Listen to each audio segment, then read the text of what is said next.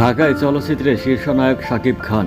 ঢালিউডে প্রায় 2 যুগেরও বেশি সময়ের ক্যারিয়ারে অসংখ্য নায়িকার পথ চলা শুরু হয়েছিল এই নায়কের হাত ধরে, যাদের মধ্যে রয়েছেন চিত্রনায়িকা অপু বিশ্বাস, শবনম বুবলী, পূজা চেরি সহ অনেকে।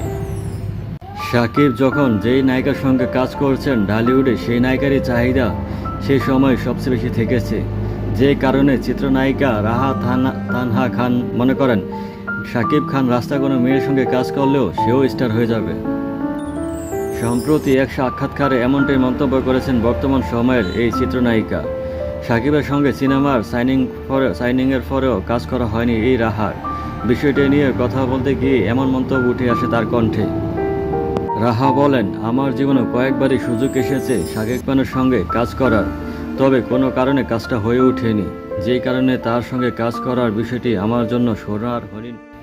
ঢাকায় সিনেমার শীর্ষ নায়কের সঙ্গে কাজ করা সোনার হরিণ নয় কেন, সেই মন্তব্যেরও ব্যাখ্যা দিয়েছেন এই নায়িকা। তিনি বলেন, শাকিব খানের নায়িকা হওয়ার যে স্টারডম সেটা আমি পেয়েছি। তার সঙ্গে যখন আমি সিনেমা সাইন করি তখন তার ভক্তরা আমাকে যেভাবে গ্রহণ করেছে, সমর্থন করেছে, সেটাতেই আমি হ্যাপি।